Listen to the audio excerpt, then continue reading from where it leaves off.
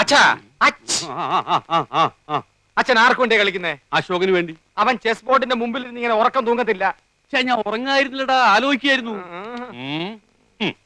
എന്നാ തൈപ്പറമ്പുകാർക്ക് വേണ്ടി ഞാൻ ആനയെ ഇവിടെ വെച്ചു ചെക്ക്.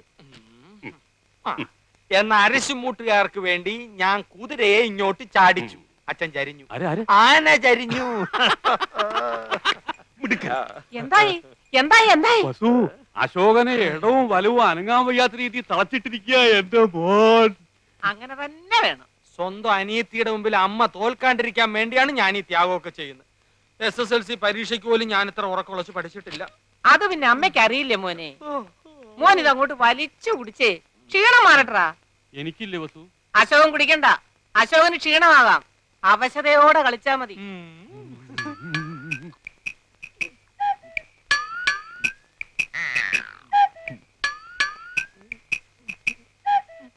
കലങ്ങിയില്ല.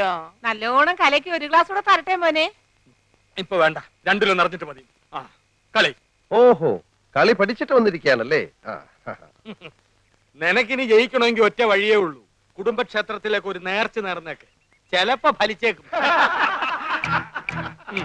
കളി കളി. തോൽക്കുന്നതിന് തൊട്ട് മുമ്പ് വരെ ശുഭാപ്തി വിശ്വാസം വളരെ നല്ലതാണ്.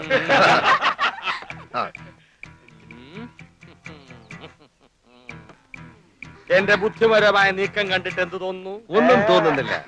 അണയാൻ പോകുന്ന തീ ആളിക്കത്തും. കാണുന്നുണ്ടല്ലോ. ഒന്ന് നോക്കിച്ചു പോ. വേണ്ടെന്നേ, അപ്പോഴത്തിന് എത്ര ശതമാനം തോറ്റിരിക്കാന്നൊന്നും അറിയാലോ. ശരി വാ. നിന്നെ ഒരു മത്സരത്തിനെങ്കിലും പരാജയപ്പെടുത്തിയിട്ടേ ഞാൻ PSC ടെസ്റ്റ്. അതിനെ നിനക്ക് ഏജ് ഓവറായിട്ട് 5 വർഷമായല്ലോ.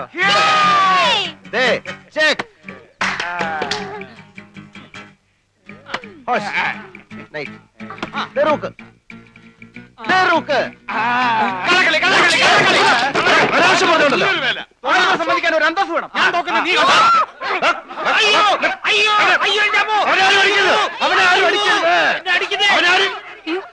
അടിയാണോ?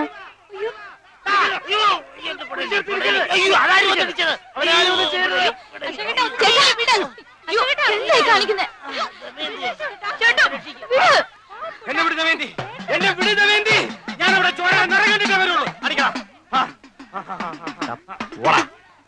എന്നാ പോവാ.